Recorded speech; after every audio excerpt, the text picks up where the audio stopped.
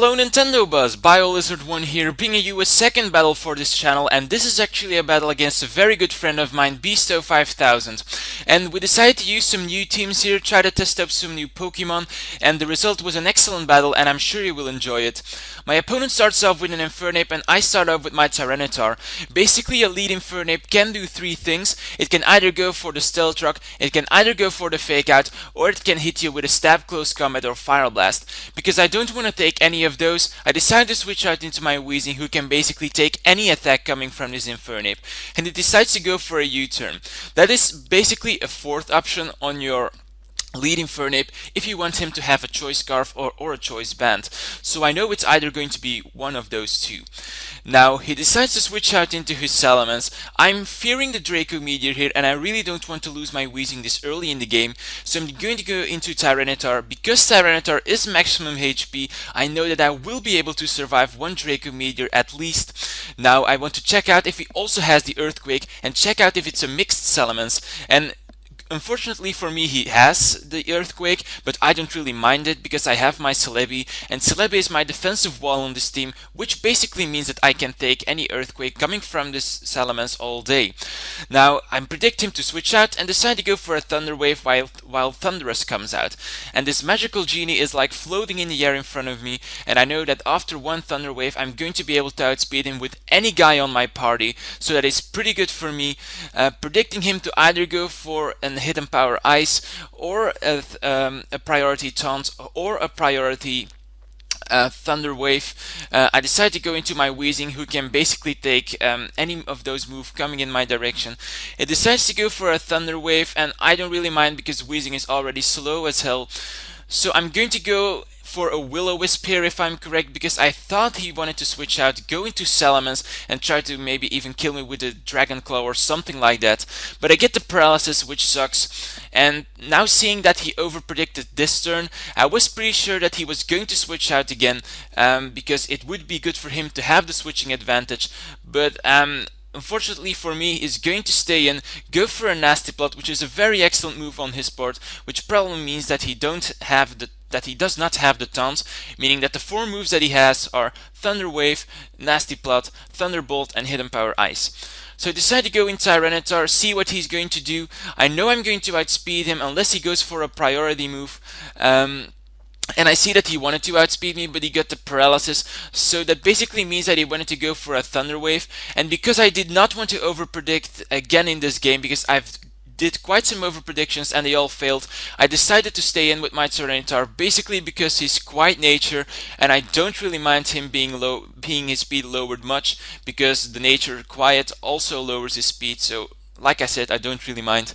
He decides to go into his Latias now. I want to take this opportunity to set up Stealth Rocks, knowing that I can take at least one Draco Meteor coming from this Latios. And I see that he doesn't have any leftovers recovery, so that basically means that he's either Life Orb or that he's choiced in some way. And I see at this point of the match that he does not get Life Orb recoil damage. That is, whoa, that's really a hard word for a European guy to say. So I decide to go for another Ice Beam, take him out, take out the Latias, which is great. That Latias got me puzzled until the end of the match, so I don't really know what kind of Latios it is. Maybe an Expert Belt, because you see those a lot nowadays. Anyway, I'm going to switch out into my Celebi because I expected this Swampert to either go for the Ice Beam or Earthquake, or maybe even Waterfall because it's also a stab move on his typage. So I decided to go for a Thunder Wave, maybe expecting him to bring Salamence back out, but he doesn't. He stays in, which is kind of awkward in my opinion, because my Celebi can easily take him out with a Grass Knot. Even though that is what I thought though, because as you will see in like the next turn, I'm going to go for a Grass Knot eventually, because I don't want to stay in and recover stall him the entire time. So I'm going to go for the Grass Knot eventually, and as you will see, it will not quite take him out, which means that he's probably has some EVs invested in special defense, because the Salamence is 4 times weak to grass. So it got me puzzled, but on the other hand, that's a very good move on his part. So now I decided to stay in, go for another Grass Knot. I know that was the obvious move, and I probably knew that he was going to take this opportunity to switch out into either Salamence or Infernape, but I really didn't want this Swampert to be in his party, to be alive at this point of the match anymore. So I decided to switch out into my Weezing again, because Weezing can take the Fire Blast, can take the U-turn, and can especially take the close combat because he resists and he has an amazing stats in defense. So I'm going to stay in here. He decides to U-turn out into Rotom Wash, and I didn't quite know what kind of Rotom this was because it was the first time that I saw him in this match, but he decides to go for his Volt Switch, and that got me puzzled again because I was thinking, does he have a third Pokemon on his party that is potentially choiced in some way? Because we already saw the Infernape. Infernape probably had Choice Scarf or Choice Band. As you will see in the later events of this match, you'll see that it was a Choice Band.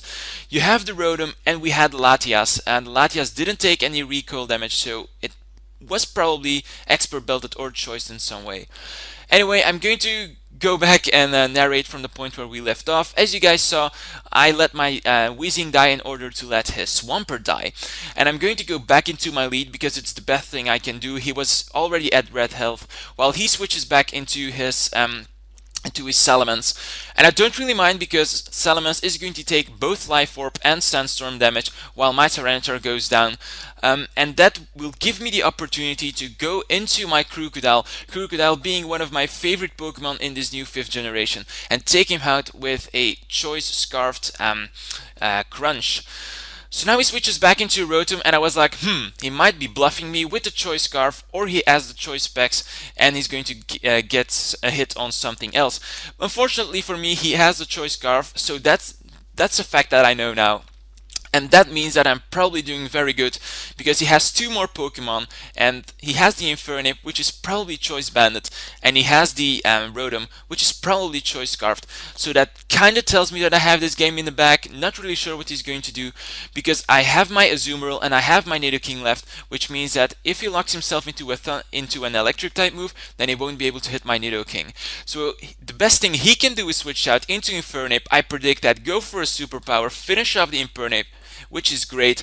And now I'm going to predict the trick, switch out into my Nidoking, expecting him to trick me into a Choice Scarf, and my predictions were correct. He goes for a trick, gives me a Choice Scarf, and that means that I will be able to easily revenge kill him with a Thunderbolt, because with Nidoking's new ability, the attack type is boosted. So that was a really good game, really tense. It was a 2-0 on my part, but for testing out some new Pokemon in our first match, this was an awesome game. So I hope you guys enjoyed this battle as well. Don't forget to like, comment, and subscribe to the Nintendobuzz channel. Be sure to check out my personal channel because I have plenty of black and white battles there, and maybe see you in the next narration. So see you!